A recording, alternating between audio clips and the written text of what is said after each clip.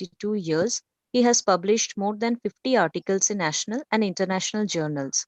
He has published book of 101 cases in respiratory medicine and edited API monograms on tuberculosis and clinical approach to respiratory medicine. He is a regular speaker in the state and national level NAPCON and EPICON conferences. Presently, he is associated as professor and head in pulmonology medicine, College of Medicine and Sagar Datta Hospital, Kolkata. Now, sir, I would request you to kindly introduce our speakers to our audience and proceed over the session. Over to you, sir. I should thank Prasada for. Hello, I am audible. Yeah. Hello, I am audible. Yeah. Yes. So I should thank Dr. Parthasarathi Bhattacharya for inviting me as a chairperson in this session. Now we know that in the COVID era, we have neglected pneumonia to some extent, and it may be that due to use of mask or other measures, there is lower incidence of pneumonia. And that has been reflected by lower incidence of exacerbations of COPD and others. Now today we are discussing that pneumonia in non-COVID pneumonia in COVID era. So it is a practical and ideal approach to that.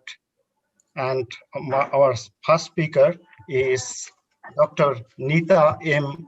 Basumatari, and let me introduce that she is MBBS, MD, DM in International Pulmonology.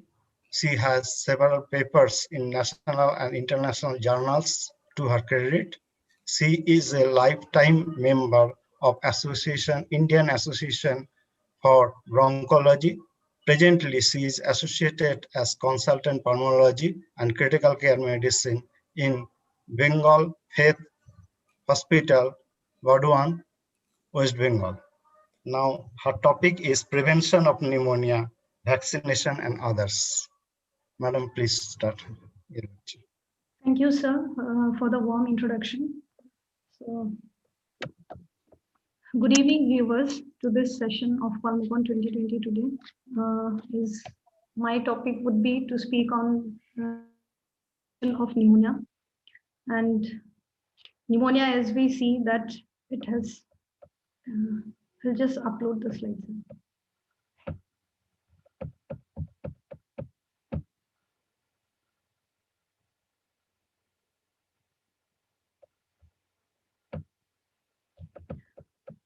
So my topic is prevention of pneumonia this evening. And pneumonia, as we know, that it has been the hottest topic throughout the year 2020. And it had also caused a lot of panic amidst all the communities of people worldwide, and also had led to the emergence of globally several research work. So today we assemble here to basically discuss the different prevention strategies that are available or that we may use to fight against particularly the non-COVID pneumonia in the midst of this corona. So today, without much ado, I would like to highlight the main points of discussion. Firstly, I would like to talk a little bit about on what exactly the impact of COVID-19 has been on the incidence of non-COVID-19 pneumonia throughout the last year, and a little bit on the terror of the dual epidemic of seasonal influenza and COVID-19.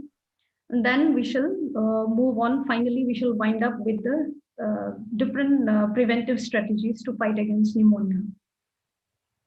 So first of all, ma'am, cannot see your slides. Okay, sir, I'm so sorry for that.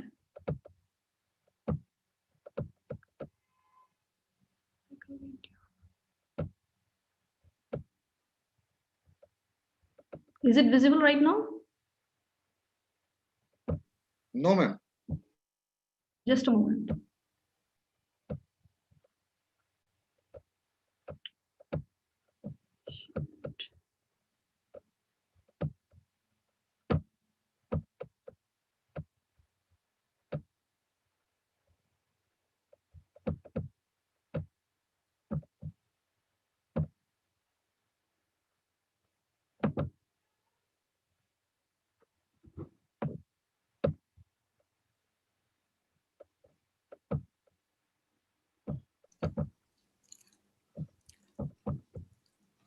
Yeah.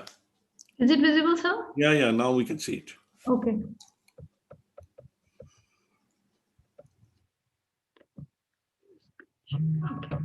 So, so just give me a few minutes. I'll get back.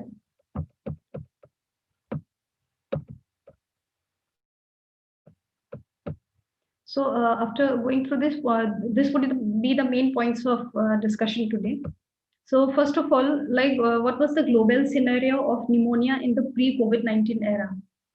And now we all know that globally pneumonia has been the leading cause of mortality in the basically the under 5 age group.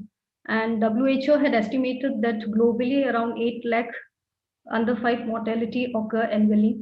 And India alone accounts for around 1.27 lakh deaths. And India ranks second to Nigeria. And WHO also estimated that annually around 3 to 6 lakhs people die worldwide from influenza-related causes. This is a graph that shows the mortality from pneumonia in the different age groups within the last around 3 decades. And from this graph, we can see that most of the mortality is in the two extreme age group, that is the under 5 and the elderly age group. So pneumonia that ranks only second in the world to Nigeria. Now coming to the concept of dual epidemic. Now this was a topic that was very much in consideration during the early phase of the pandemic. And basically it was a practical though, but dreadful presumption for the year 2020 and 21. And a presumption was made that amidst the corona pandemic, what would be the scenario would be like with the influenza epidemic as well. But then what was the actual global scenario in 2020? So here I would like to highlight that certain papers have come up now that has shown a worldwide pattern of decreased incidence, as Sir had already mentioned, of influenza and influenza-like illness throughout the world during the last year, and especially in countries like Japan, Taiwan, Singapore, Korea, China, as well as our country as well. And in our country, like whatever that data I could collect, at latest by September 2020. So this chart, it shows that the different cases, the number of cases of influenza during the last year, actually, it had dropped down from an average of 20,000 to around 2,000. And regarding the mortality from influenza, from an average of 1,500, it had dropped down to around 44. So this was the data from the Central Surveillance Unit, New Delhi, latest up that was uploaded in the month of September 2020. So then what was the rescuing factor from the relief from the incidence of pneumonia? Now we all know that during the corona pandemic, we had adopted several non-pharmacologic interventions to fight against the virus. So that had been the major contributing factor. And in this non-pharmacologic interventions, the basic things were the basics of infection control. And also another point to be noted is that though both the viruses are vastly different pathogens, but then there are certain areas of overlap in their characteristics. The most important of which is the route of the transmission, that is the droplet. So while adopting the non-pharmacologic interventions, which comprise mostly the basics of infection control, we had been able to break the transmission of the influenza virus as well, along with the coronavirus. Now we always know that prevention is always better than cure, and that is very important to lead a healthy mind, body, and soul. And so first of all, in talking about the different preventive measures that we have with the help of which we can fight pneumonia, the first of all would be like what is the role of vaccination in this era of the pandemic. So the main two vaccinations which are available in order to fight against pneumonia, these are broadly the influenza vaccine and the pneumococcal vaccine. Now, as far as the role of these vaccinations in this amidst the pandemic is concerned, like do they really have got any role? So like in this case, the main thing would be that the seasonal influenza and the pneumococcal vaccination, the use of these vaccinations would be important to minimize the viral as well as the bacterial reservoir in the population amidst the pandemic backdrop. And that is why maximum vaccination coverage would be necessary in order to fight against the incidence of pneumonia. Now, how to emphasize on this immunization? So, there are various strategies that can be applied. First and foremost of which would be like regulating the cost of the vaccines by the government. Also, we can educate the public regarding the importance of the immunization through different social media, and also like different government policies, mandatory government policies regarding mass immunization can be set, and all institutions as well as the employment companies can bring out certain policies regarding immunization. So these measures would be very helpful in order to carry out the maximum coverage of immunization. And that would in turn help us to just minimize the bacterial as well as the viral reservoir in the community in the backdrop of this pandemic. Nextly, moving on to the different non-pharmacological interventions, as I have mentioned earlier. So this amidst the different strategies, the first and foremost and the most important would be the basics of infection control. That is one that we have seen was the social distancing. Next, wearing protective face masks or PPE, whether limited or complete. Then next is the hand hygiene. And then few other strategies like say temperature screening whenever indicated.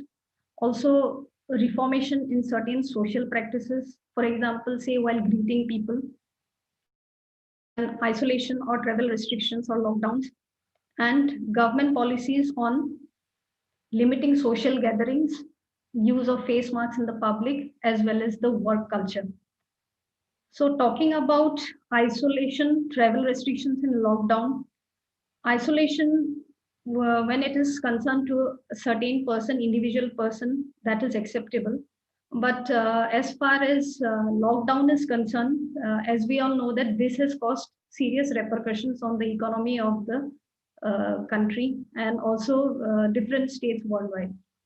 So that is why rather than going to certain stringent measures like lockdown and all, if we concentrate on the first basics of infection control, then I think moving on to such a stringent measure like the lockdown, we can just get relief from such type of stringent measures.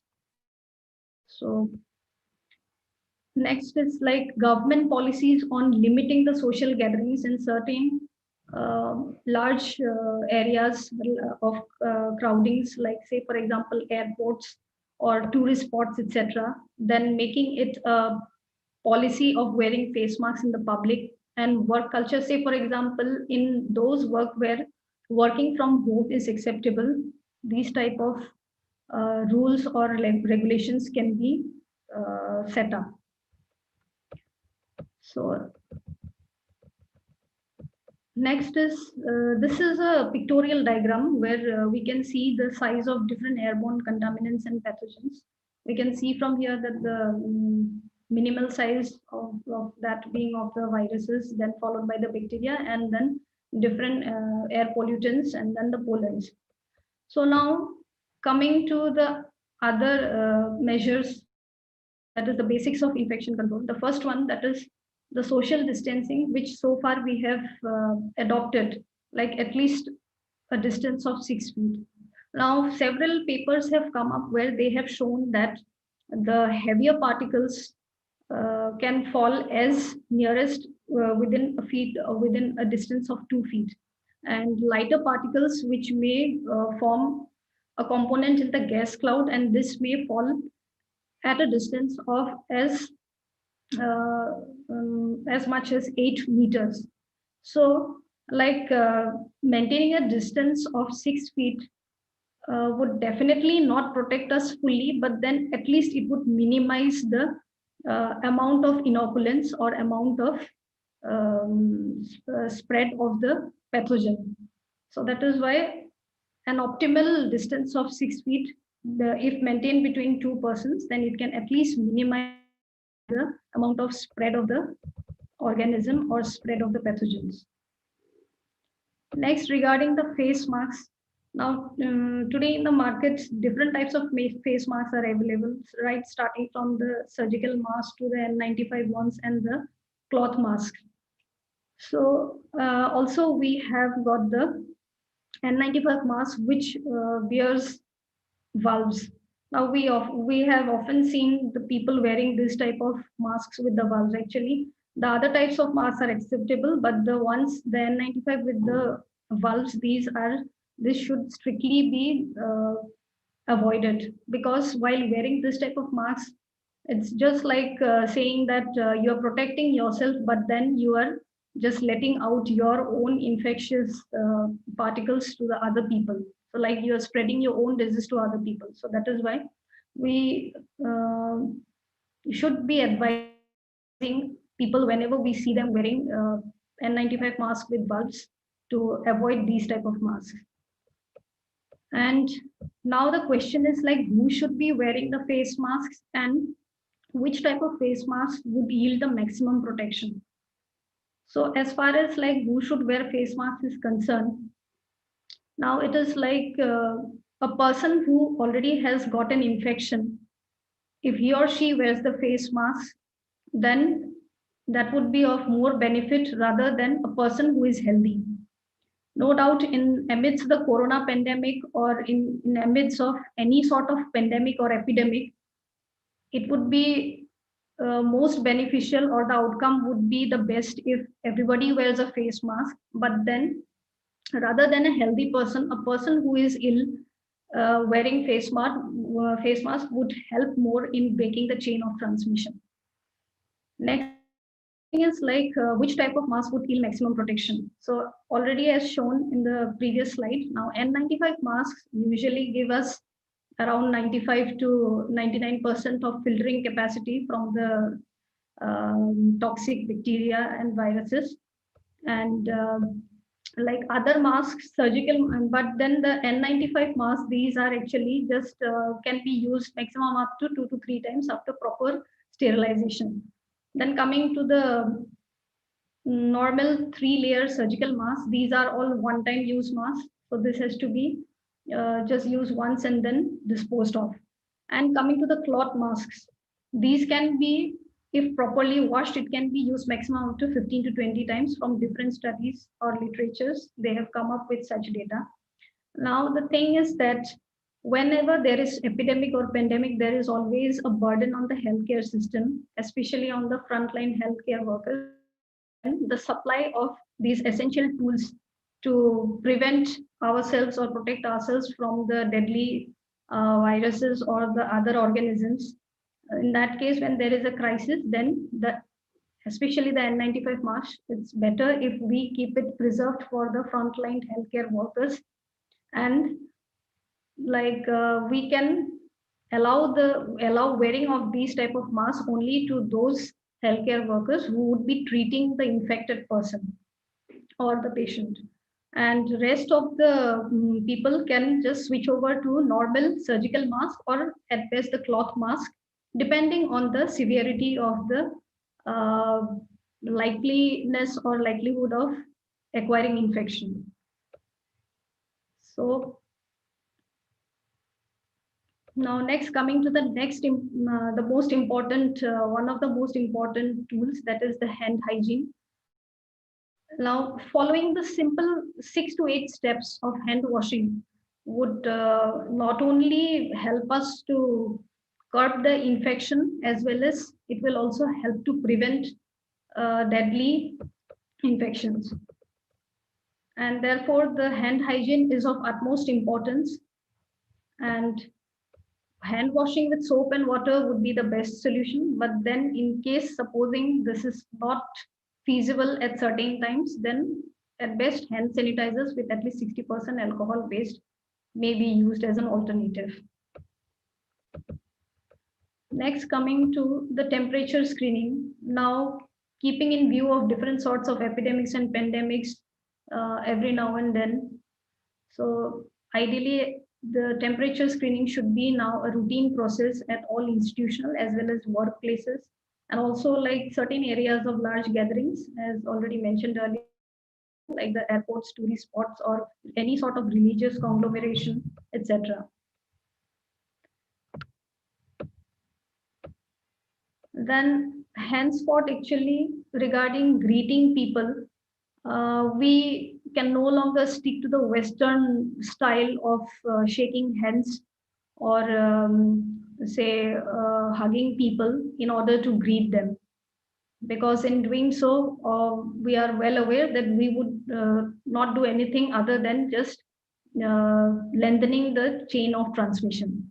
So therefore, henceforth, the Indian style of greeting people by namaste and all would be more in popularity. Now already it has become a practice, and also in the near future, probably this is going to be a worldwide practice. Next thing would be like building up a stronger immunity. So how is that possible? These are some simple things that we need to carry out on regular basis in our day-to-day life. That is, one way is by maintaining a healthy and balanced diet, as we all know. Next thing is adequate sleep, minimum 8 hours of sleep in a 24 hours cycle. So that would help us to remain healthy. Next thing is the regular physical exercises. Now, by saying regular physical exercises doesn't mean that one should go out and join the gym or so, but rather even staying at home also, one can remain active by doing different physical activities and just keeping oneself active all the time. Next thing is like quitting different deleterious addictions like smoking, alcohol, or any sort of narcotic abuse, etc., which may lead to impairment of lung function and any other vital organ in the body. And then lastly, coming to immunity boosters, like do they really help in present day scenario? Do they really help in building up a stronger immunity? My answer would be yes, in case of all those evidence-based immunity boosters, which are the naturally available products, say for example, the citrus fruits, then green tea or aloe vera or turmeric, etc. But one should not be over enthusiastic enough to go and get the over-the-counter medicines like synthetic antioxidants, vitamin C and zinc, which are nothing but a waste of money. So for immunity boosters, I would rather say that carry on with the naturally available materials which are available at home itself. Then coming to pneumonia prevention in hospital settings. Now in hospital settings, hospital-acquired pneumonia or the non-ventilator acquired pneumonia and ventilator-assisted pneumonia, these are the two most important entities that we often come across. So what would be the different strategies to fight against these type of pneumonia, or rather prevent these type of pneumonia? So first thing that we can do amidst this pandemic would be like minimalization as well as prioritization of hospital admissions. So like those patients which are stable enough to be managed at home, we can always let out adequate prescriptions and then ask these patients to stay back at home and then ask the family members to take care of. And those patients, obviously, whom we can't uh, manage, whom can't be managed at home, or like who need more serious attention, then those patients can be kept for hospital admission, and rest of the patients can be managed at home. And Since the inception of the pandemic, we have seen that the one alternative mode of physician consultation has been allowed even by the government also nowadays. So that is the online video consultations, which can be done in case of any manageable disease condition at home, or any chronic patient who just suffer from some minor illnesses can be managed even through online video consultation. And lastly, those patients who can be managed at home and have to be admitted, for them, the pneumonia prevention bundles has been uh, in common practice since many decades. So those can be followed, obviously. So there are separate bundles for the hospital-acquired pneumonia as well as the ventilator-assisted pneumonia. So those can be followed. Say, for example, like say is that is the feeding the patients in the upright posture, and then elevation of the head of the bed, say to around 30 to 45 degree. And in case of ventilator assisted pneumonia, also like use of subglottic suctioning endotracheal tubes system can be used, and also like minimizing the frequent change of ventilator circuits, and different, and these type of different preventive measures which are available in the pneumonia prevention bundles that can be adopted. And so finally, just before winding up, I would like to just let out few take-home messages from my presentation. That is, the pandemic actually, as we have seen, had proved to be both boon and bane from the perspective of respiratory infections. Like on one hand, though it had created panic amongst all people, all communities of people, on the other hand, it also blessed us with the point of view that by adopting certain measures to break the chain of the corona transmission, we have been successful in curbing the incidence of our seasonal influenza as well as other bacterial pneumonia. And next thing is that like the basics of infection control that always stands as the gold standard for pneumonia prevention. And along with that, a higher immunization coverage with both influenza as well as pneumococcal vaccines would be necessary for the best outcome. And strong immunity also can lead to both prevention as well as early recovery from pneumonia. And certain mandatory government policies have to be let out in order to just break the chain of transmission as well as prevent pneumonia and control it. So thank you for your attention. I'd like to Thank you, ma'am, for your nice talk. You have highlighted that the preventive measures for the COVID infections will also be effective in non-COVID infections. Now, there are some questions that you have mentioned: the physical distance and social distance. We prefer physical distance than social distance, but why 6 feet distance is necessary? This is the question, and I'm adding that whether this social distancing will be possible in future. And when the suburban trends are coming, we are expecting that the number of COVID cases will be increasing, but it is not. And that's why, what is your opinion regarding 6 feet distance and how we can implement that? This is the first question. Thank you, sir, for the question. As I have already mentioned, actually, that larger particles can fall at a distance of as near as 2 feet. And those which are lighter particles that can form a component as a gas cloud, and then those can fly to up to a distance of 8 meters. So like, as I've already mentioned, that maintaining a distance of 6 feet would not give you full protection though, but then it would be sufficient enough to at least minimize the number of inoculation.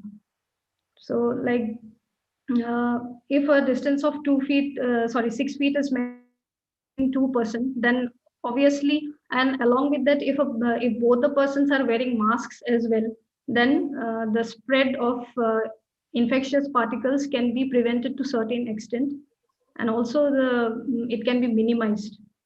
So that is why from different literature that were available, an average of 6 feet was advised, because beyond that, working beyond a distance of 6 feet would be difficult as well.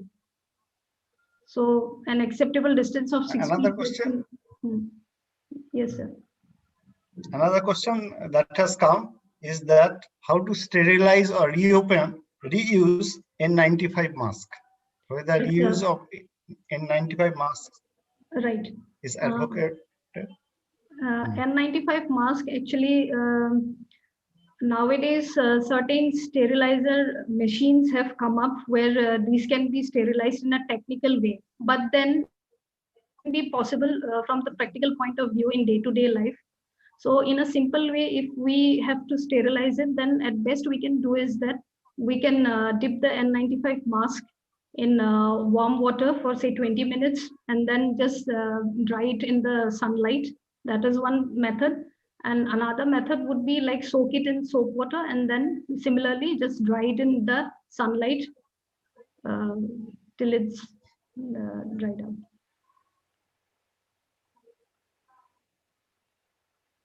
Now, another question that has come is, after coming from hospital, we should take bath, and how to sterilize sweaters and other woolen things. Uh, Same question again, like so regarding the clothes and all, we everybody is having detergents at home, so that would be equally efficient in just cleaning the. Just also, actually, the virus wouldn't stay alive in fomites, though fomites are a means of transmission of the virus, but still the virus wouldn't remain alive for long in the fomites. So then we can use the simple detergents which are available at home and then use just dip it in the detergent and wash it off and just dry it in the sunlight. That's it. And the question is practically that it is not possible to wash sweaters or everything or take bath in this cold weather every day after coming to from hospital. Whether it is necessary, that is the question. I think, but I So appreciate. for frontline healthcare workers, it would be better. It would be better if they come home and then just take bath with warm water. But if someone use a full PPE while treating the patients, then obviously coming back home and then just taking a bath with warm water, that should be sufficient enough. Now, last question that has come is that the vitamin C, nature and the synthetic vitamin C, whether there is any difference. Obviously, when you consume natural substances, then the process of metabolism is would be much better in case of consuming some synthetic materials. I feel that it has to do with the process of metabolism.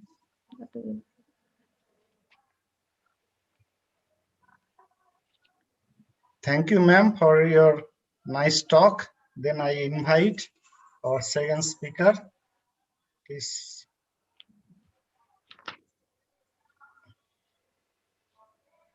Dr. Gyanendra Agarwal. Hello. And his talk is viral versus bacterial. Clue to confirm approach. And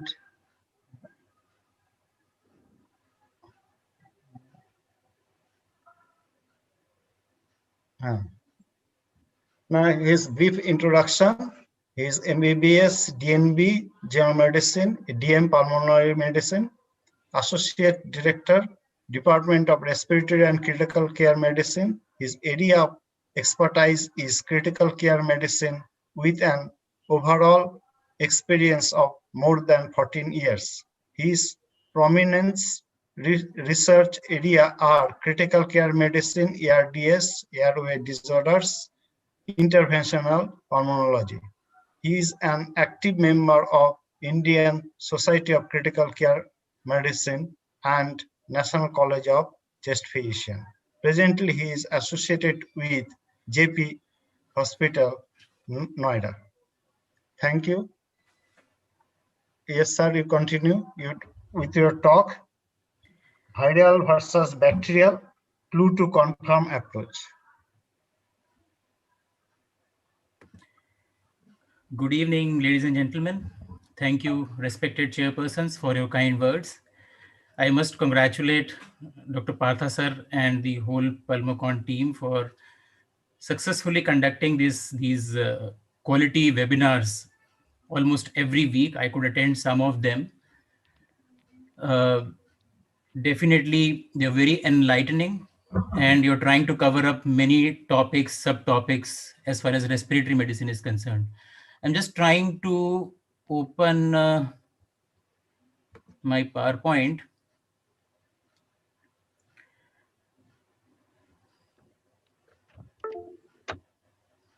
Mm, how to share? Can anyone help me?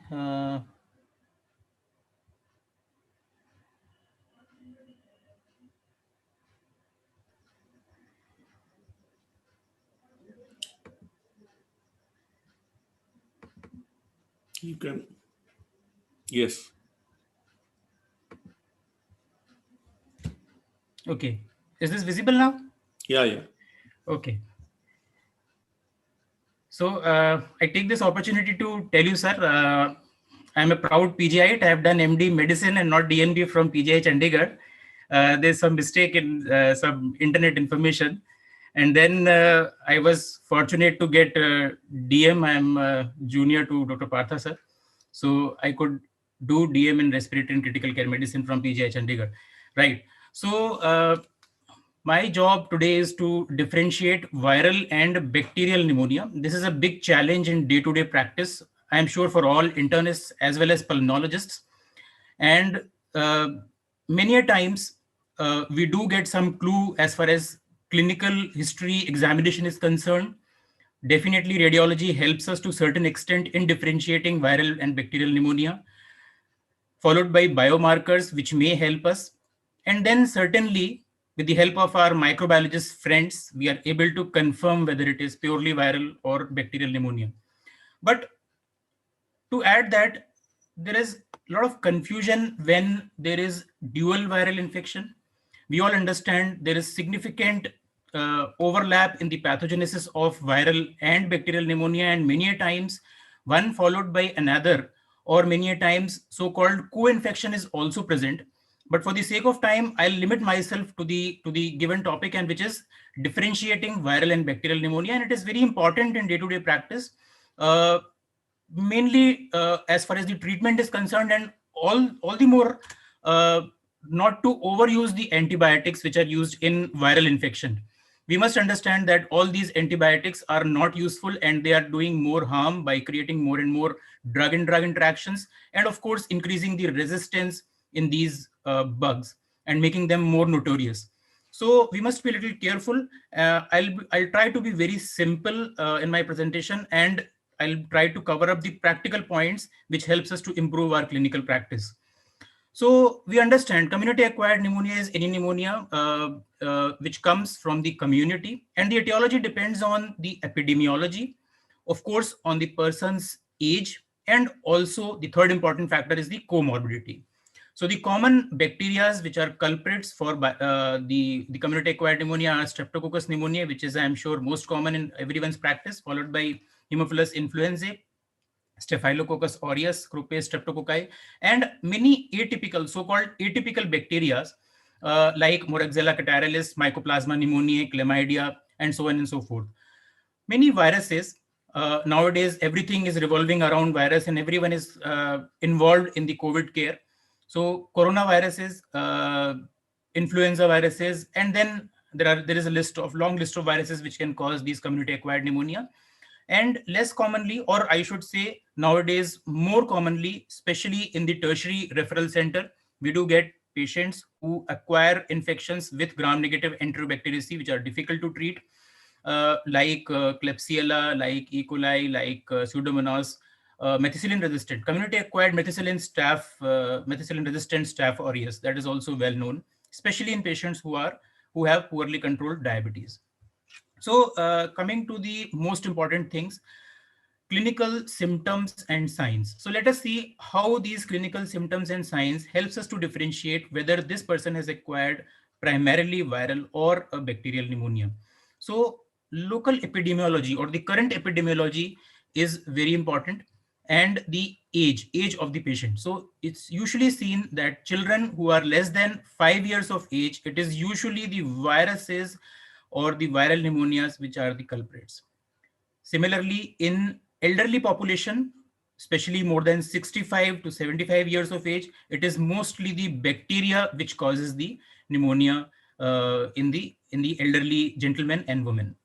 We must know that pneumonia is a very common cause. In fact, it is the fourth most common cause of mortality in our country, and it accounts for almost 7% of total mortality in the world. So it is very important to understand the cause of pneumonia so that we are very prompt in treating these pneumonia patients as soon as possible. So as I said, epidemiology is very important, and most of these viruses usually follow seasonal patterns of activity. Like influenza peaks are seen during late autumn and early winters. Epidemics of RSV typically happen every other year in the late autumn. Rhinovirus epidemics are seen mainly in autumn and spring. And then, of course, at specific times of the years, there are several other viruses who could be co-circulating. These days, unless proved otherwise, in this pandemic or this epidemic situation, it is almost always the SARS-CoV-2 virus which is there, unless proved otherwise, I must say. So in viral pneumonias, the onset is usually insidious. Before we try to differentiate, let me tell you, these are some subtle points which helps us to differentiate viral or bacterial pneumonia. None of them, in fact, is so sensitive or specific to differentiate them conclusively. But then, yes, they help us to choose, and they help us to correlate with the other parameters, which I'll come in some while, like the biomarkers, radiology, and definitely then this definitive microbiology investigations, which helps us to differentiate. So as I said, viral pneumonias, they are usually insidious in onset. Bacterial pneumonia, they are rapid onset. They occur very fast. The symptoms occur very fast, in which the patients usually will complain of high-grade fever. Many times they will also have chills, rigors associated with high-grade fever. And this fever in bacterial pneumonia usually continues until you treat them with, say, antibiotics. Viral pneumonias, they also complain of fever, but then this fever is usually mild, maybe moderate, and this fever usually lasts for maybe 3 to 5 days. In fact, there are very few viruses in which the fever may last for more than 3 to 5 days. One of them is the notorious coronavirus, which is going on in many of our patients of COVID. They have persistent fever up to even 2 weeks. Cough is present, of course. Any lung infection will have cough. So viral pneumonias, usually the cough is dry, as compared to bacterial pneumonia, in which it is usually productive. And the expectoration, if at all, in viral pneumonia, it is mucoid, whereas in bacterial pneumonia, it can be purulent and even mucopurulent. The cough is usually associated with wheezing in viral pneumonia. And in fact, wheezing occurs because of the airway involvement, especially in children, because of bronchiolitis. Hemoptysis and chest pain are usually absent in viral pneumonia, whereas they may be present in bacterial pneumonia. The chest pain is usually pleuritic because of the pleural involvement and maybe pneumonic effusion in the early stages of pneumonic effusion in the bacterial pneumonia. If there are associated upper respiratory tract infections like rhinitis, nasal blockade, ear pain, so all these are subtle markers which help us to point towards the viral pneumonia, as they are usually absent in bacterial pneumonia. Similarly, associated laryngitis, tonsillitis may be there in viral pneumonia, and it is usually absent in the bacterial pneumonia. Uh, Most of us do get patients who are already treated at primary healthcare facility. So if there is a patient who is already treated by antibiotics and now his or her symptoms are resolving and improving, it means the patient probably had bacterial pneumonia. Although viral pneumonias can be self-limiting, and but then a good response to antibiotics, of course, tells us that it is bacterial pneumonia rather than viral pneumonia. So after these clinical signs and symptoms, I must tell you, there is no clinical algorithm which is set in or which is proven to differentiate viral or bacterial pneumonia. These are subtle things which helps us, and this gives us some clue to differentiate viral and bacterial pneumonia. So gradually we are moving from clue to confirmation, as the topic says. So the most important clue in our clinical practice, and which is close to my heart, is radiology, the chest radiology. This is very important, and I must stress, all pulmonologists and definitely internists must know to read their radiology. Uh, uh, in fact, they can read their radiology better than a radiologist because they are much more aware about the clinical and the laboratory parameters, which the radiologists usually are not aware. So viral pneumonia on chest X-ray, there are certain clues. For example, if it is bilateral involvement, if it is patchy involvement, if it is multilobar or multisegmental involvement. So all these things are pointers towards the viral etiology rather than bacterial etiology. And similarly, if you see more of interstitial opacities, as seen on the right hand side of the screen, so interstitial opacities are more commonly seen in the viral pneumonia, and the alveolar opacities are more commonly seen in the bacterial pneumonia.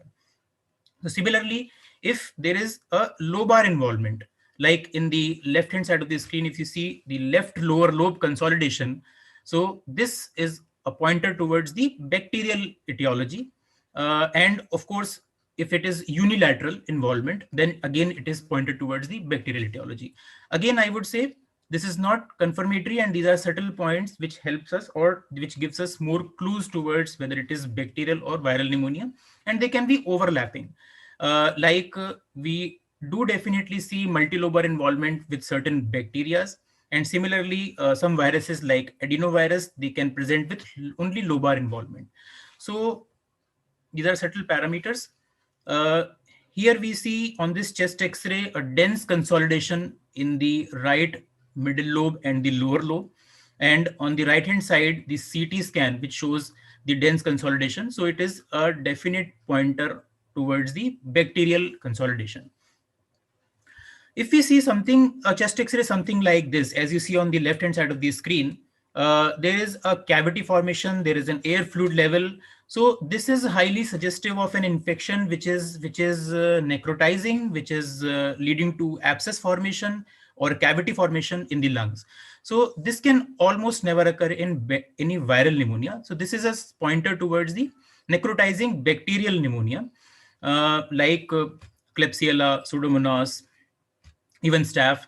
So these are pointer towards, almost certainly towards the bacterial pneumonia, if we have to differentiate viral versus bacterial. Uh, there was someone who wrote, tell us about the fungal pneumonia as well. Of course, this is not the area of discussion today, but since we have time, I'll just talk a little bit about the fungal infections on chest radiology as well simultaneously. So if we see a CT, something like this, where you see rapidly developing cavities, especially thick-walled cavities, in a person who is prone to get fungal pneumonia, especially who are like immunocompromised, like the post-transplant patients, the patients who are on chemotherapies, patients who have poorly controlled diabetes. So it can be a pointer towards the fungal pneumonia as well. Definitely the final word will come from our microbiologists. We must always suspect fungal pneumonia in patients who have the risk factors when we see such kind of X-ray or CT scan. Uh, the CT scan seen on the left hand side shows us multiple rim-like lesions. So these are like small consolidations which have started cavitating. So this is very classical of subpleural.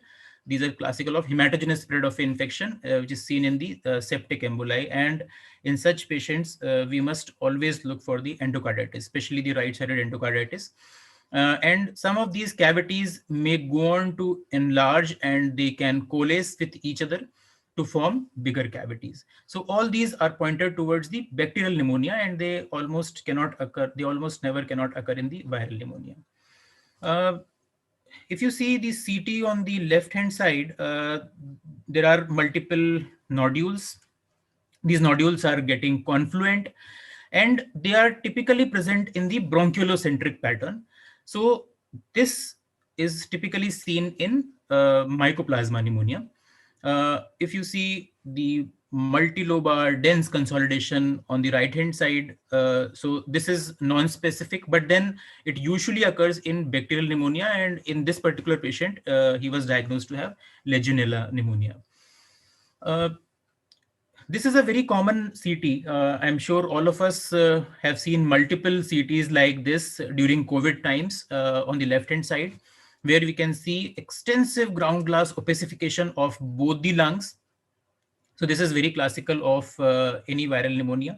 Again, it can have a lot of differential diagnosis, and one particular CT pattern is not confirmatory even for COVID. So this is typically seen in viral pneumonia, although it can have a lot of differential diagnosis.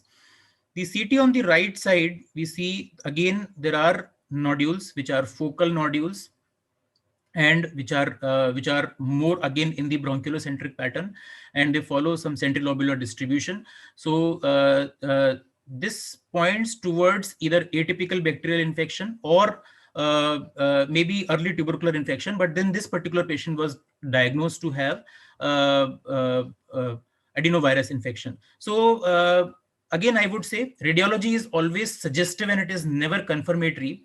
It definitely gives us certain clues to the diagnosis, but again, it is never confirmatory.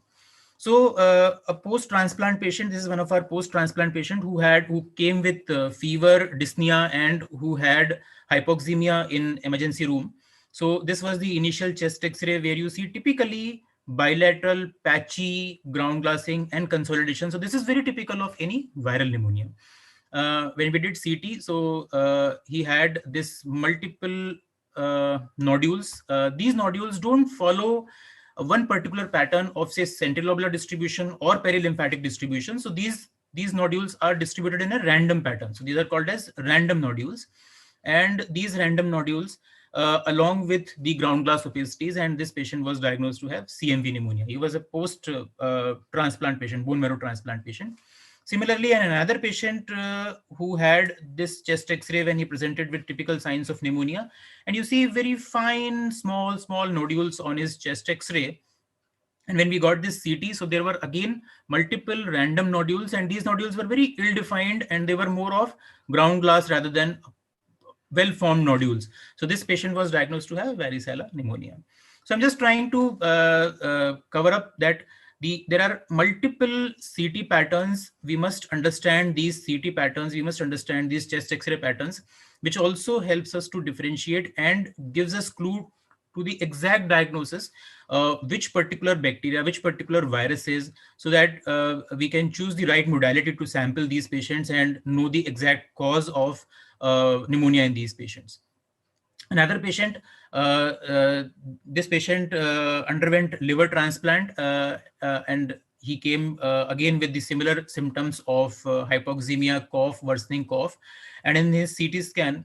So we are very prompt in getting CT in patients who are post-transplant, not otherwise in patients who are coming from the community and who do not have risk factors. So my idea of showing multiple CTs is not that we must get CT in each and every patient wherein the pneumonia is suspected.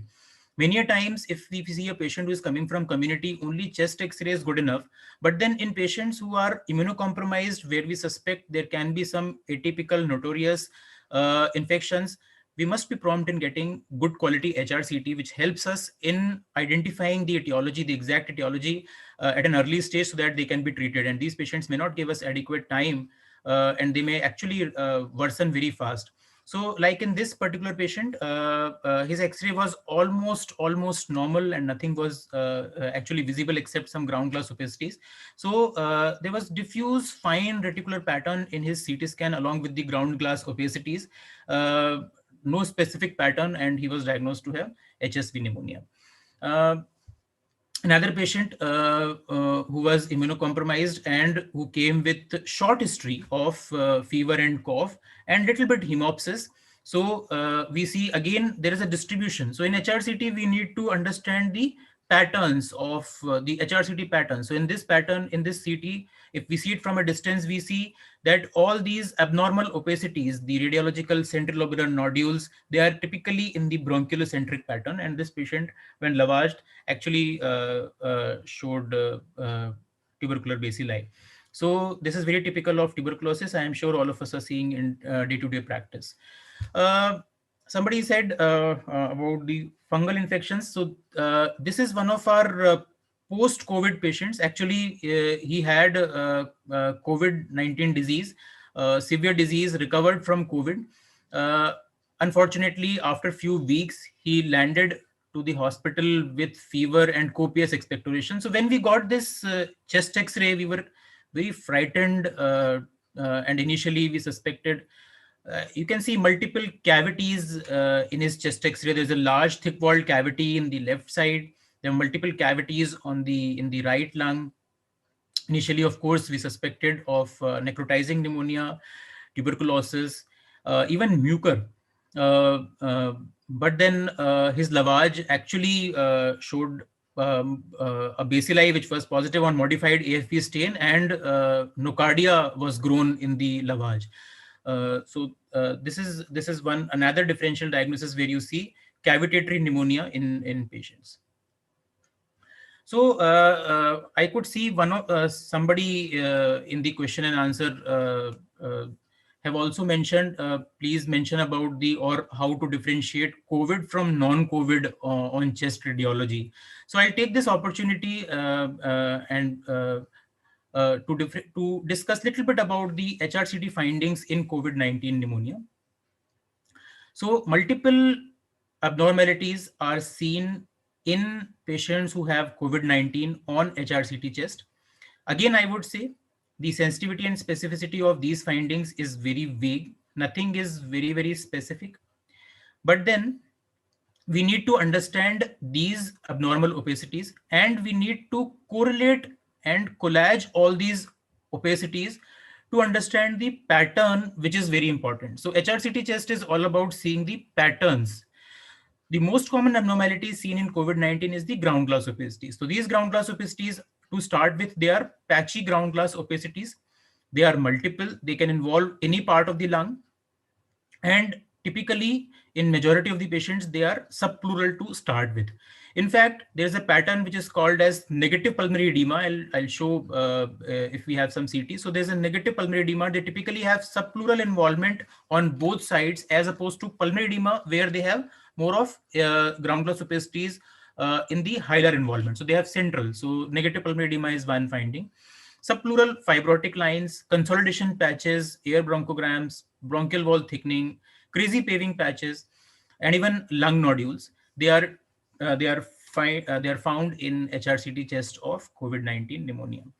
Typically, we must remember, like in any viral pneumonia, pleural effusion and mediastinal lymphadenopathy, they are typically absent in COVID-19 pneumonia. So if you see significant pleural effusion along with, say, picture suggestive of ground glass opacities, please suspect something else. Uh, uh, this patient could be having COVID-19, but they could be having something else in addition to that. For example, they could be having pulmonary edema, maybe because of myocarditis, or they could be having an entirely different disease. So pleural effusion, mediastinal lymphadenopathy, they are typically absent in, for that matter, in most of the viral pneumonias, and similarly in the COVID. So there are multiple patterns and there are multiple papers on chest radiology in COVID-19. Uh, uh, I'll discuss some of these patterns. So the most common pattern which is seen in COVID-19 is the bronchopneumonia pattern. So here you see ground glass opacities. They are ill-defined ground glass opacities. They are not specific for any lobe or segment of the lung. They are randomly distributed. And depending on the extent of involvement, the scoring may vary from, again, there are various scoring systems. The most accepted one from the Radiological Society of North America is to score out of 40, 40. So typically what they have multifocal peribronchial ground glass opacities. Uh, the the other pattern is something called as OP pattern, or the organizing pneumonia pattern. So in this pattern, in addition to ground glass opacities, there is consolidation also seen in the CT of these patients. We must understand this OP pattern because it is said that OP pattern is has got significant response to corticosteroids. So if a patient has primarily OP pattern, they may be good steroid responders in COVID-19. And if this OP pattern progresses serially on serial radiology, so it is called as progressive OP pattern, and these patients are likely to worsen, especially in the second week of their illness.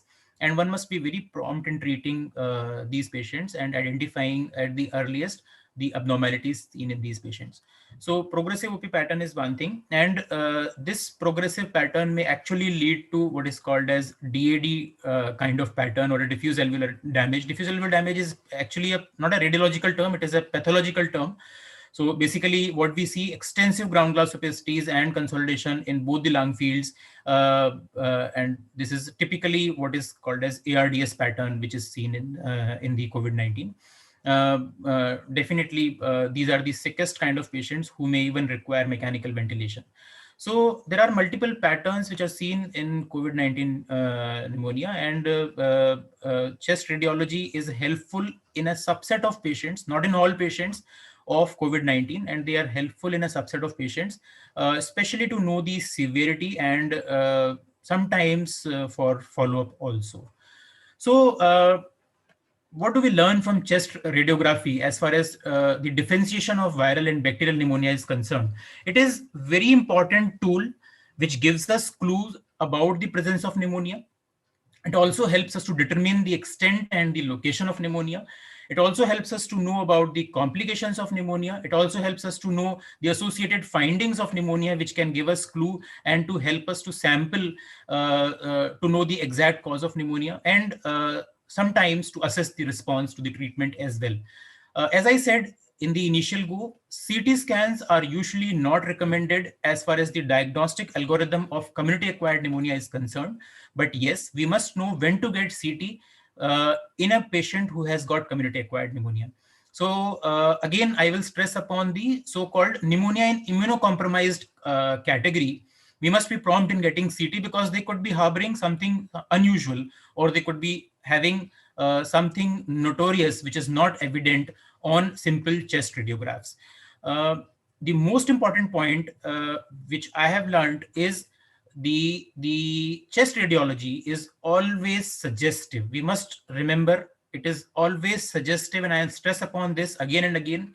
It is never confirmatory. So chest radiography, chest x-rays, lung ultrasound, HRCT chest, so all these things are always suggestive and they are almost never confirmatory. The final word will come from our pathology or microbiology colleagues. But then certainly it helps us to differentiate and to shortlist the differential diagnosis. And as I said, it helps us to identify the complications and detect any underlying chronic pulmonary disease as well, like post-obstructive pneumonia, or patients could be having COPD, and also to characterize the complex pneumonias. So chest radiography is very essential in day-to-day clinical practice, and it is very helpful. So now we come to the third part of this differentiation, and let us see if there are any biomarkers, serum biomarkers, or maybe biomarkers in bronchoalveolar lavage fluid, which may be helpful to us to differentiate viral or bacterial pneumonia. So what is a biomarker? Biomarker typically is a measurable characteristic that is objectively measured and evaluated as an indicator of normal or pathological biological processes, and which may help us to understand the physiological, pharmacological response or to a therapeutic intervention. So biomarkers, they are numerous biomarkers.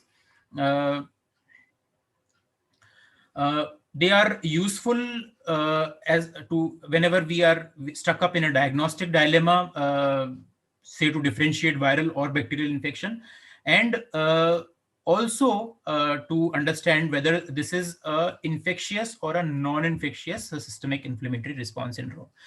Biomarkers also helps us to understand the physiology or the pathophysiology going on in a particular patient whenever there is a discrepancy, say, between the clinical features and the laboratory values.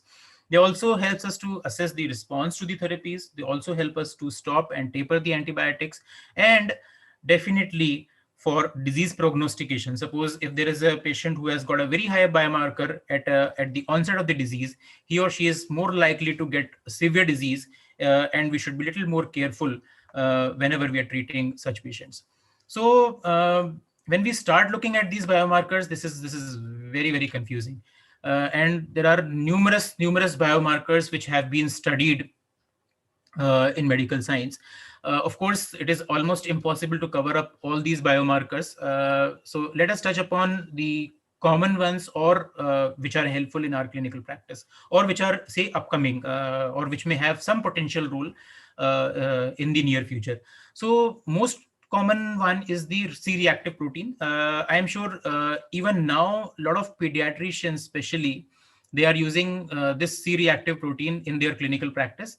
It is an acute phase reactant, which is synthesized in hepatocytes and alveolar macrophages in response to the cytokine inflammation, particularly interleukin 6, and it has got a very short half-life. So it has been studied to differentiate viral versus bacterial community-acquired pneumonia. And it is said that if the values of C-reactive protein are more than 30 to 35 milligram per liter, it is more suggestive of bacterial infection as compared to the viral infections, wherein the values are usually less than 20 milligram per liter. As we increase the level of C-reactive protein, the specificity of diagnosing bacterial infection will increase, and of course, the value of C-reactive protein will become better. So C-reactive protein, in addition to clinical parameters, is a good biomarker, which is inexpensive, which is widely available, I'm sure, and which may be used to follow, because this has got a short half-life. So this may be used to follow response to antibiotic therapy. Even now, I'm seeing a lot of pediatricians, pediatric intensivists, pediatric pulmonologists who are routinely using C-reactive protein. Somehow, it is not very commonly used in adults because of poor specificity which is seen, and C-reactive protein also rises in many non-infectious inflammatory syndromes, which are common more so in adults as compared to children. It doesn't rise adequately in patients who are immunocompromised, and it doesn't correlate with the severity of the disease. So those are the negative points as far as C-reactive protein is concerned. Another one which is very frequently used in clinical practice is procalcitonin. So procalcitonin is a precursor to calcitonin, which is produced in parafollicular cells of the thyroid gland by the transcription of calc1 gene. During bacterial infection, what happens? This calc1 gene is activated and it is upregulated. So that is why the levels of procalcitonin will increase in bacterial infections. And it is not only produced or upregulated in thyroid gland. There are something called as K cells in the lungs, which are also responsible for increasing the procalcitonin levels in the bacterial infections. So it is hypothesized that certain cytokines expressed during viral infections actually leads to decreased production of procalcitonin. So theoretically, it is a very good marker to differentiate viruses and bacterial infection, because theoretically viral infections leads to downregulation of procalcitonin level, and the bacterial infection leads to upregulation of procalcitonin level. So whenever we combine with the clinical parameters, this could theoretically be one of the best biomarkers to differentiate whether it is bacterial or viral, or whether it is infection or non-infectious cause of inflammation. In fact, as per the levels of procalcitonin, it is suggested that if the levels are less than 0.05 nanogram per milliliter, it is goes highly in favor of viral infections. And as the level of procalcitonin increases, the chances of bacterial infections, and that too bacteria causing septicemia, uh, becomes higher and higher. Level of more than 10 nanogram per milliliter is highly suggestive of systemic bacterial infections leading to sepsis and maybe septic shock. Uh, Again, I would say procalcitonin is a good biomarker not only to differentiate bacterial and viral infections, it is also good to differentiate bacterial from other infections like fungal infections. And it has got fairly good sensitivity and specificity. But then many studies have come up where they have seen inadequate rise of procalcitonin, and it has been studied for detection. It has been studied for assessing the prognosis. It has been studied for deciding the duration of antibiotics and multiple things. So procalcitonin till now is not highly recommended, and there are two big meta-analysis in last few years which have shown that procalcitonin may not be a sole marker of identifying the bacterial infections. So it can be combined, and it can help us as one more clue to understand that yes, this is a bacterial infection. But then one should not rely totally on procalcitonin level to understand that this is a bacterial infection. So coming to certain other biomarkers, these biomarkers are being studied gradually. So this is one myxoma resistance protein. This is the only biomarker which tends to rise significantly during the viral infections. So all other biomarkers, they tend to rise in the bacterial infection. This is the only one which tends to rise in the viral infection. So there is a study by Engelman where they saw that the cutoff value of more than 200 nanogram per ml was quite sensitive to detect viral community-acquired pneumonia. In fact, when they combined with the CRP level and the myxoma resistance protein, so if the CRP level is low, less than 40 milligram per liter, and the myxoma resistance protein is more than 200 nanogram per ml, it is highly suggestive of viral etiology. But then this is a less studied biomarker. We need more and more data to understand its clinical implications. And this is one biomarker which studies which stays elevated for about 10 days after a viral illness. So this is one biomarker which could be helpful in differentiating, especially when it is combined with C-reactive protein. Another one, lipocalin 2. This protein is stored and released by neutrophils, and which is responsible for iron transportation within the bacteria. So more than 130 nanogram per ml strongly correlates with the bacterial etiology, and it has got fairly good sensitivity and specificity. And if the levels of lipocalin 2 are more than 160 nanogram per ml, it is highly indicative of a positive isolate from a blood culture. So this is one which goes in favor of bacterial infection. Similarly, other one like high mobility group box 1 protein. So this is one protein which binds to DNA and causes the transcription of several inflammatory markers commonly seen in these infections like interleukin 6, TNF, interferon gamma. So by using this PCR technique, gene expression was quantified. So this is one problem with this biomarker. You have to see the HMBG1 expression in the peripheral monocytes. So what one needs to do, basically one has to isolate the monocyte first and then do PCR testing for this particular biomarker, and then only you can prove that this is bacterial infection. So this is a bit tedious, lengthy process, and I would say this is not user friendly test, because we nowadays we are looking for more and more point of care tests to understand or to differentiate the disease processes. So we need a relatively simpler process to differentiate the viral and the bacterial infection. So many other biomarkers, as I said, have been studied like Syndecan 4. it has got poor reliability. It is inferior to C-reactive protein, chitinase-like protein. It is studied in BAL. In fact, the ratio of BAL versus serum could be useful. It has possible prognostic value. Pro-adrenomedulin, pro-atrial natriuretic peptide. Again, not very useful in day-to-day practice. MicroRNAs, they are coming up, especially for adenovirus. So many more biomarkers are being studied in different parts of the world. We are still awaiting for an ideal biomarker to come up.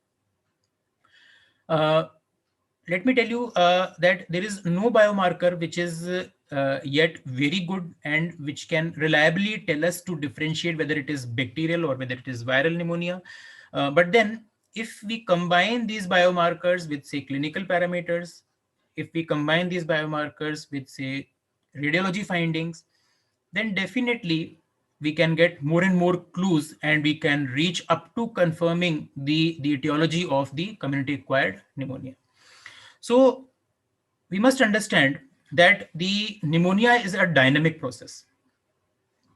And taking one snapshot of, say, chest radiology or one biomarker doesn't give us the complete information about the patient. So it is the serial understanding or the serial measurement of the biomarkers or the serial radiology which is more helpful or which makes more sense for a clinician to understand what is going on in a particular patient. So rise or drop in the concentration of a single marker is not accurate enough. And in fact, people are studying more than one biomarkers, the combination of more than one biomarkers, which may help us to understand whether it is one particular virus or the bacteria.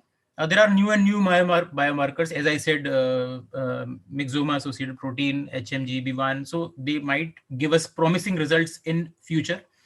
Again, I would say we cannot leave the basic clinical medicine and the clinical signs and symptoms, the basic chest radiology. They are first and foremost to understand the pathophysiology, and biomarkers in addition will be helpful to understand the cause of pneumonia. So there are multiple studies, as I said, combination of clinical symptoms and blood biomarkers, they can help us to differentiate. So this was one paper where they actually studied and they showed that the combination of clinical signs and symptoms along with biomarkers will be more helpful rather than using each of them. And as I said, there is no particular clinical algorithm till now based on the symptom signs, radiology, or say biomarkers, which can definitely or certainly tell us about the exact etiology. In fact, in this paper, what they have done, they have tried to take the clinician's opinion, the physician's opinion, and they have also tried to incorporate the AI, sorry, artificial intelligence data, whether it can be helpful to understand the final cause of the illness. So neither experts nor an AI algorithm can actually predict the microbial etiology of community-acquired pneumonia within first few hours of presentation, especially in the emergency. So this was all about the clues till now. And now, of course, we have to confirm our patient is asking again and again, doctor, tell me what is the exact cause of my pneumonia. So the final judgment comes from, again, I would say, from our microbiology friends. So diagnosis of viral pneumonia is based upon broadly upon two methods. The direct methods, of course, the gold standard would be culture. Not available, very difficult to do, not available for all viruses, not possible for all viruses. Antigen detection, yes, can be done, and there are multiple point of care antigen assessment tests for certain viruses. And the measurement of antibodies in the paired serum sample. Excuse me.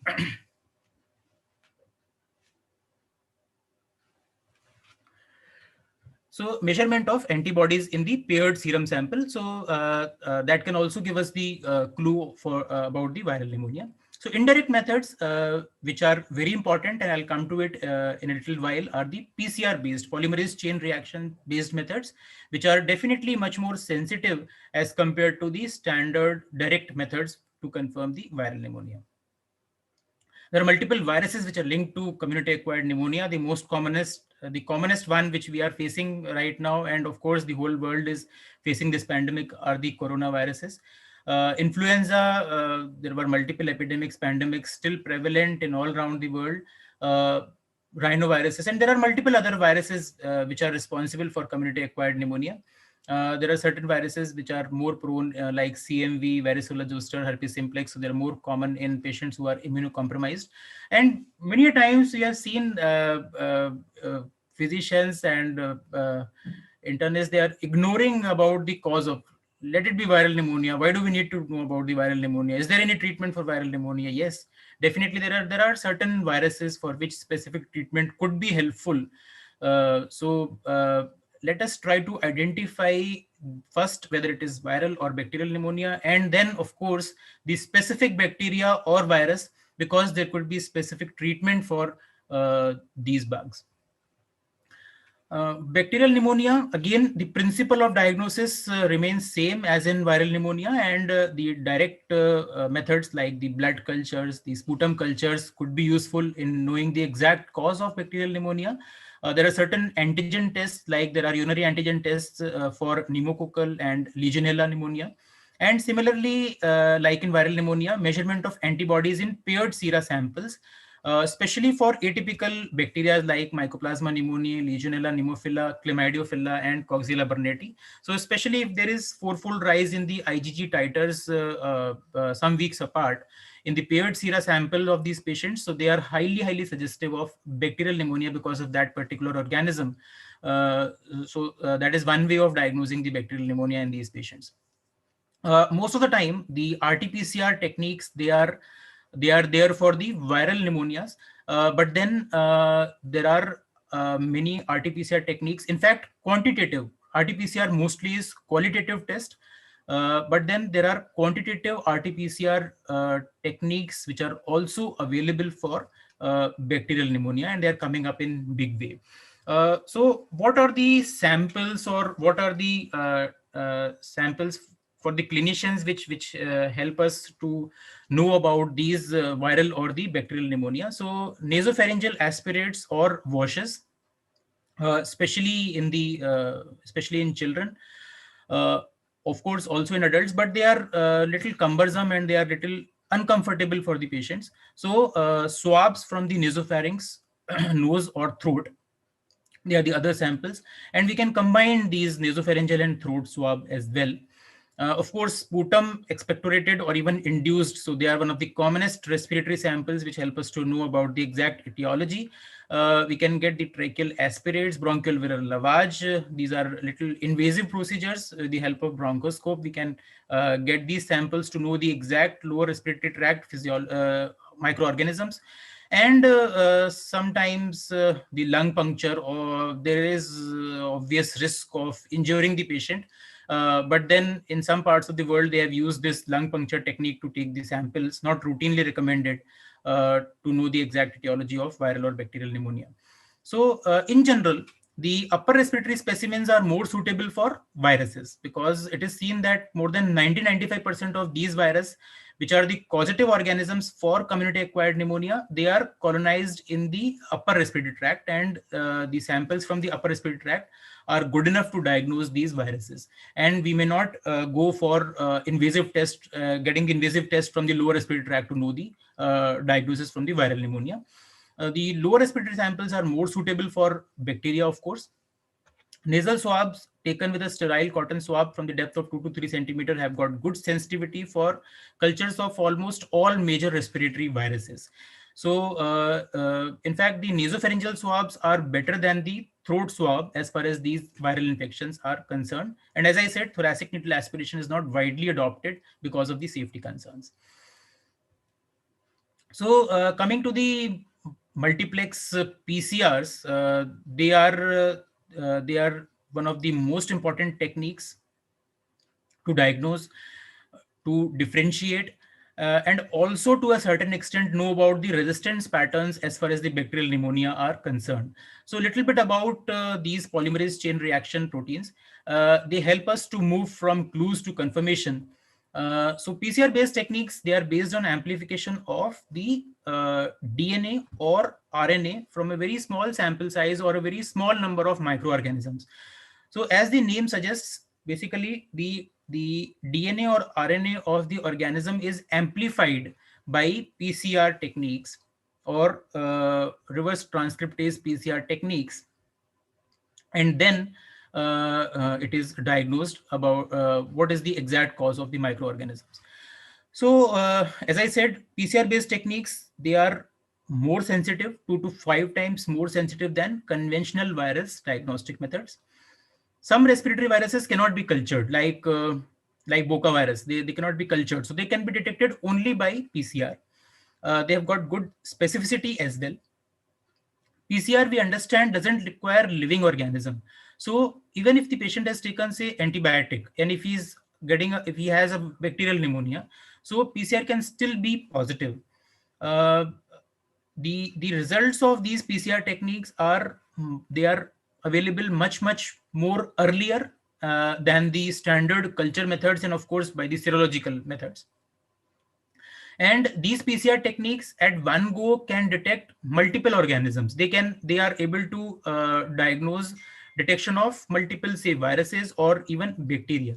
So PCR based techniques have got many advantages as compared to the conventional culture and the direct detection of bacteria or viruses.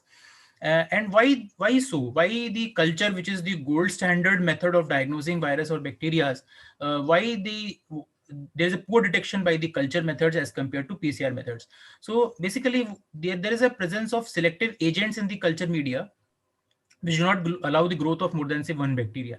And there are difficulties in growth and interpretation of these pathogens, especially as far as the viral cultures are concerned. They're not easily available, and there are very few virologists actually who are aware about these. And there is the problem about the availability also. The necessity to use different media for different pathogens. We understand some pathogens will grow in some particular media, some pathogens will grow in another media. So that is also one reason why culture methods become little inferior to PCR methods. Uh, and of course, many of these patients might have received over-the-counter antibiotics, and these prior antibiotic usage may reduce the specificity and sensitivity further for these culture methods. So there are something nowadays most of the PCR kits which are available are multiplex PCR kits. They are called multiplex because they can detect n number of virus, atypical bacteria. So they are very good to identify the atypical bacteria like Mycoplasma, Chlamydia, Legionella.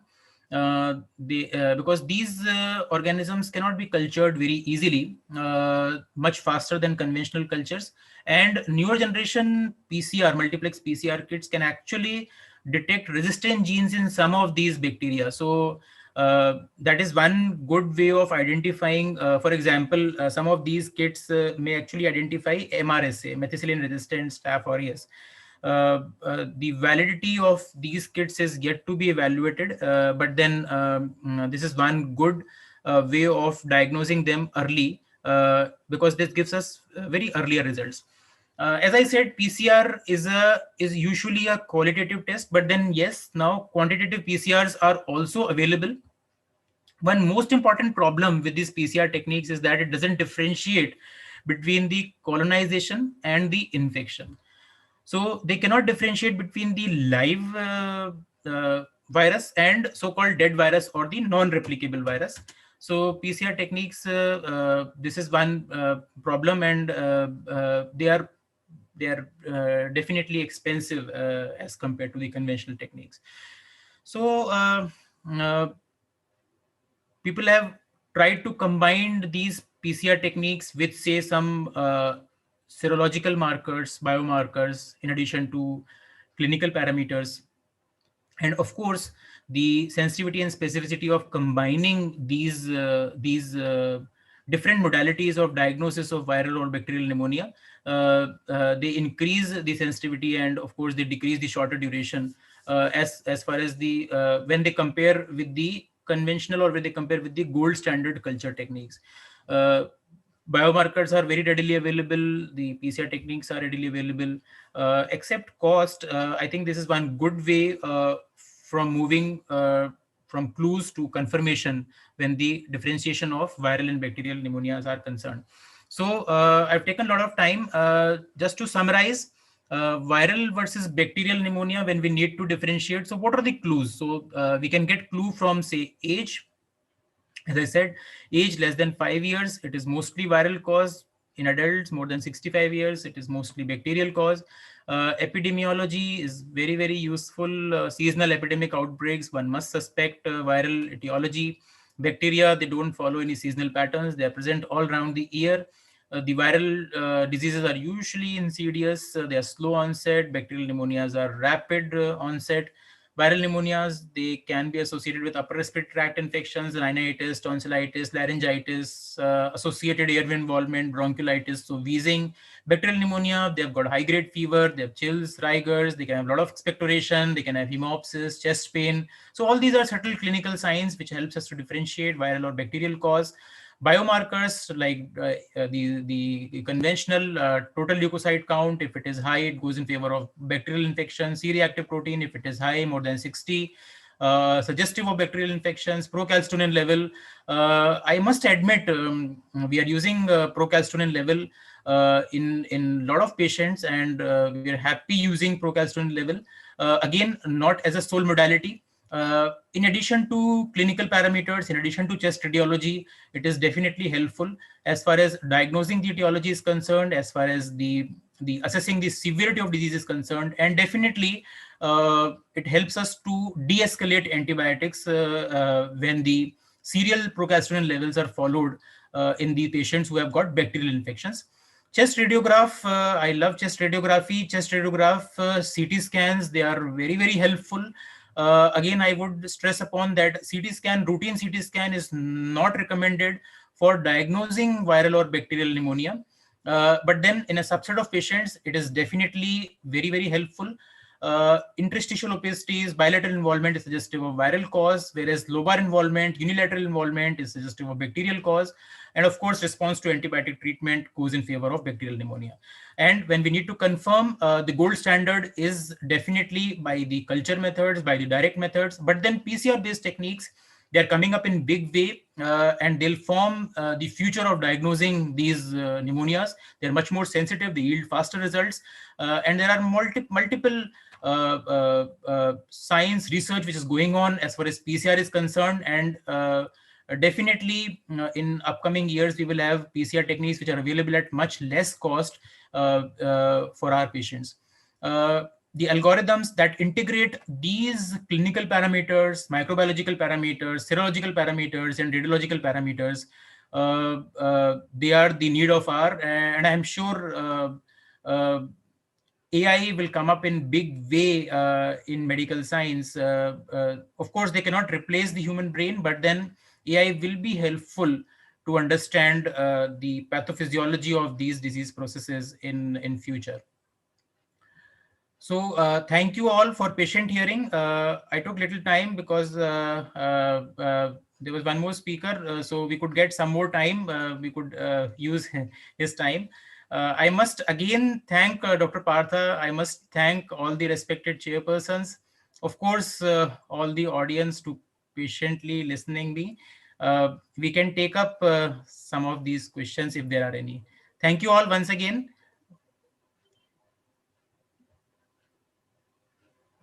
Thank you, Dr. Thank you. Agarwal. My teacher, my philosopher guide, Dr.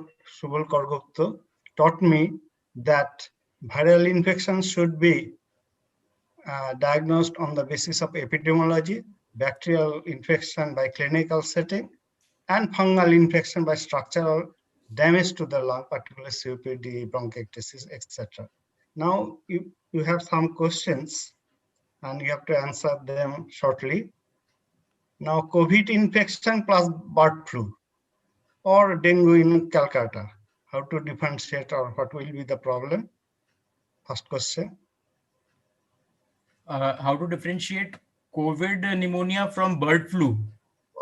COVID and bird flu, and which one is the most dangerous? That is the main So, question.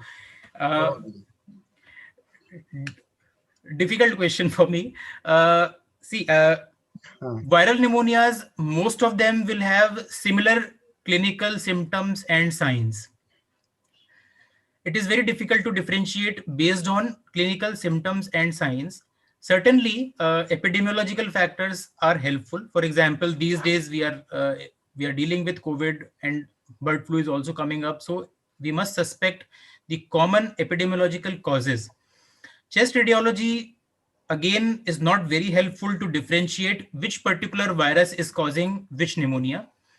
It helps us to differentiate whether it is viral, bacterial, broadly, fungal, mycobacterial, which broad organisms, but it doesn't help us to differentiate which particular virus has caused which particular pneumonia. Coming to the serological markers, again, there are no serological markers to differentiate between viruses. The most important answer will come from the microbiologist. So it is the PCR based techniques or it is the antigen detection. Of course, the gold standard comes from the viral culture, which are not available. So the answer will come only from the diagnostics testing when we start testing them by sampling them. So the answer will come from them. As far as the danger is concerned, we must understand most of these viral pneumonia, they are harmless.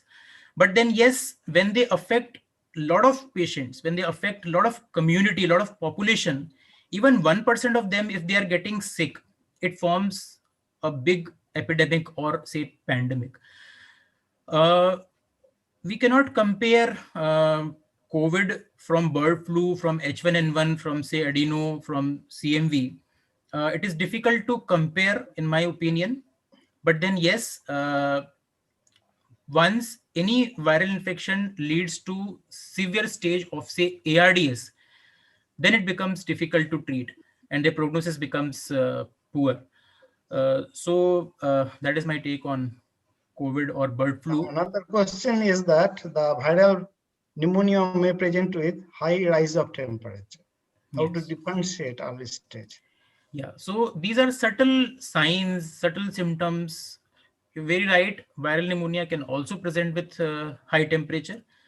But then usually, suppose if we see 100 patients of viral pneumonia, majority of them will have mild to moderate grade fever. They won't have high grade fever. So only on the basis of grading of fever, only on the basis of temperature, one cannot differentiate whether it is viral, whether it is bacterial. So no, these are certain things which gives us clue to understand. And we must also simultaneously keep in mind that there can be co-infection, there can be dual viral infection. So uh, again, the conclusion is the same. The final word will come from the microbiologist. Now, X-ray CT you have already covered.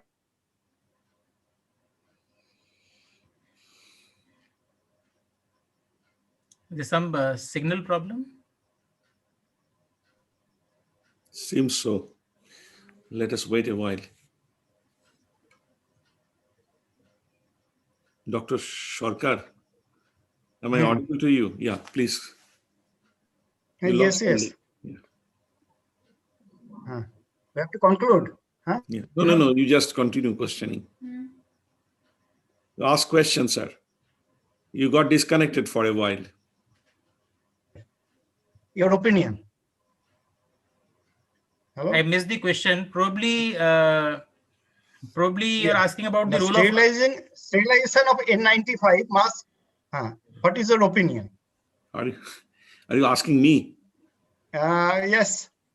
As a host, you can answer this question. Oh, in the first initial part of the pandemic, I was really worried how to get so many masks and so many masks to be sterilized and reused. In fact, the reuse of mask is not recommended ideally, but we are forced to reuse mask. Even nowadays, we are reusing mask. There are a few standard and recommended methods for reusing, for sterilizing. One is the ultraviolet germicidal irradiation. I have got one with me where in a small box kind of thing, I have to place the mask and keep it for 60 minutes with the electric on.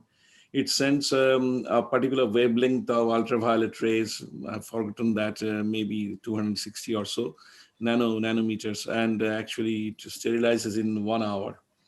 The vaporized hydrogen peroxide is one method, and it takes a time of maybe less than 10 minutes altogether.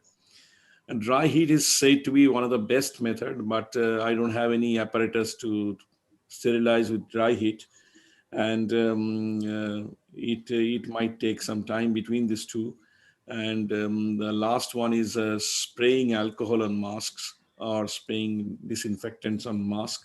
That's what we used to practice. I know a lot of my friends also practice, and often I do too. But ideally, mask should not be reused, and even if it is reused, it should not be reused for more than 3-4 times.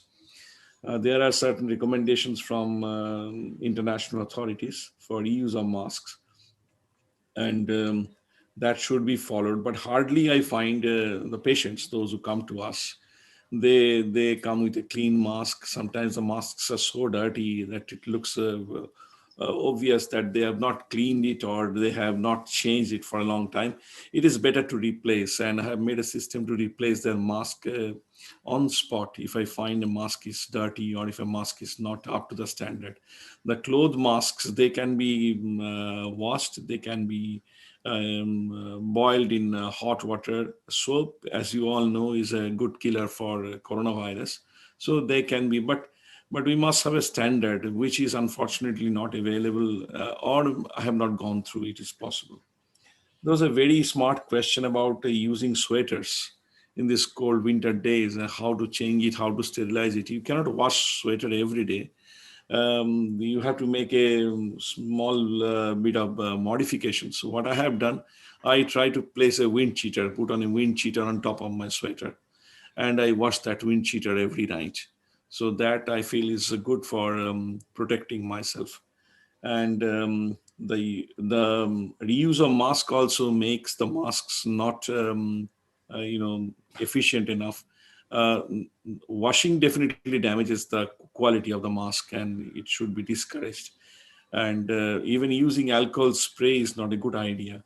Sometimes this reuse actually destroys the fitting property and the filtration property to a large extent. So we have to take care of all these issues. So keeping this all in mind, we have to choose the method of reusing masks and try to remain safe. For N95, I would say it should be strictly for the healthcare workers. For patients, I believe it is not a mandatory. I've seen patients coming with a single N95 mask for almost every week.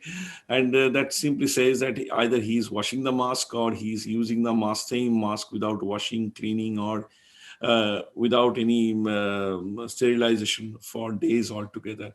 I do not know how far it is going to help. We must try to follow the ideal, although it is difficult at times. So this is my take on reusing a mask and using and sterilizing sweater. Sweater cannot be sterilized that way. It should be given to sun as frequently as possible and should be washed also. But I feel that a cover to the sweater like a wind cheater may be useful. So, We can stop here. if you have a question, you can ask Dr. Ganendra. Ganendra was disconnected from you. There are two other questions. One is role of USG in pneumonia.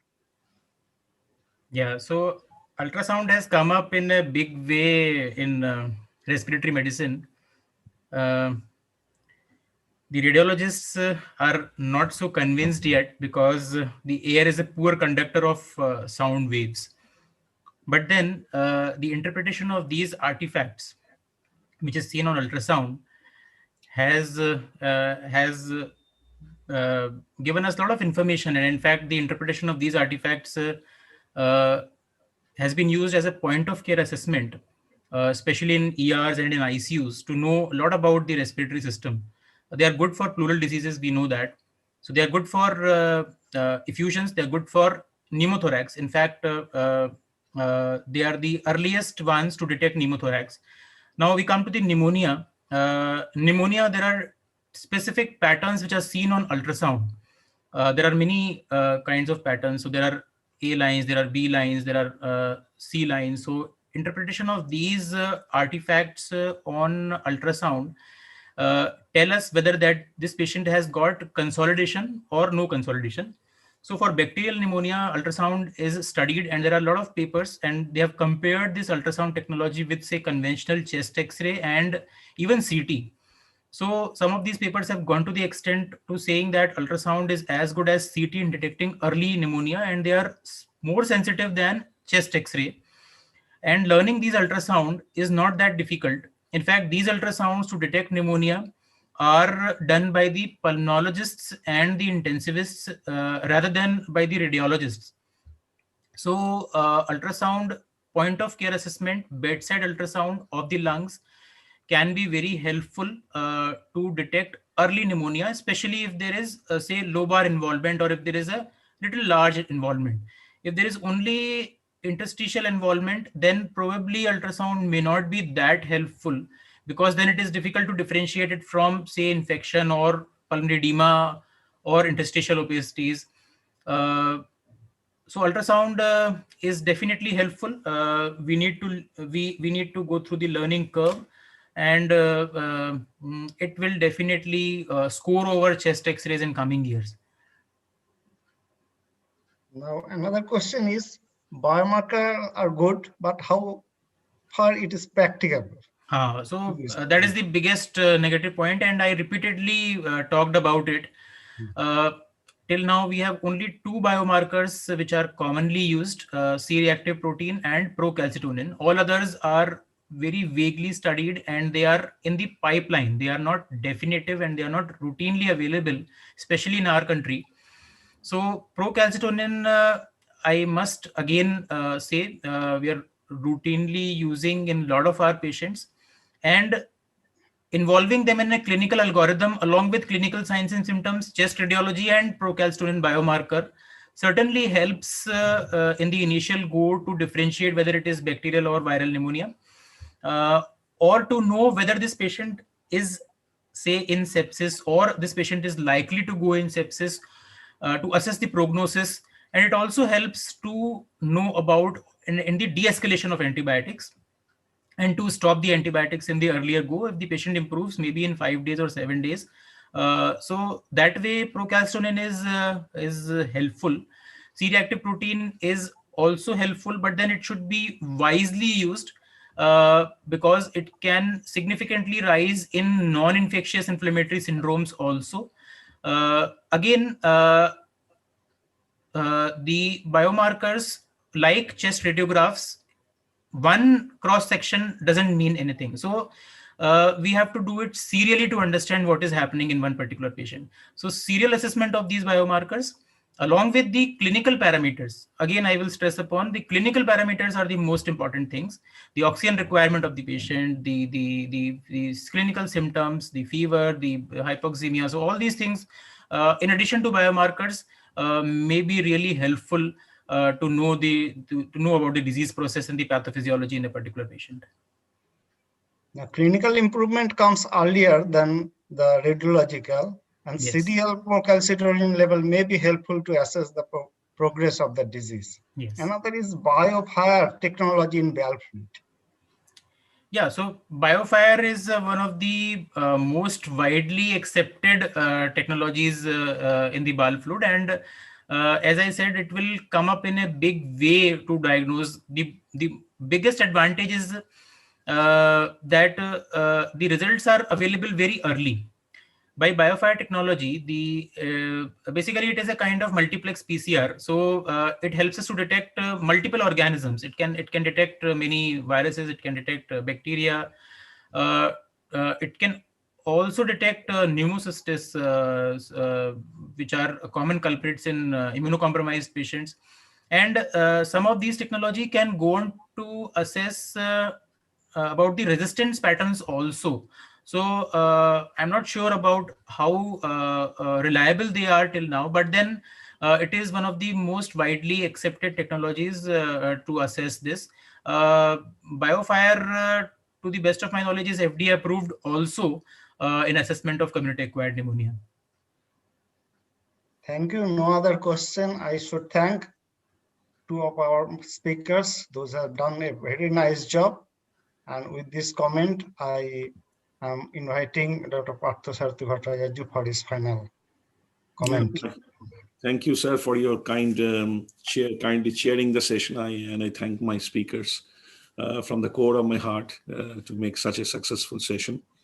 Also, the attendees today. Next week, we are likely to come up with a new session on a case presentation, which is very interesting, which will lead us to a new arena of clinical pulmonology. We often come across but do not care much to give importance to. So I'm not disclosing everything. The case itself is very revealing. And followed by that, there will be a presentation by an expert as regards the case is concerned.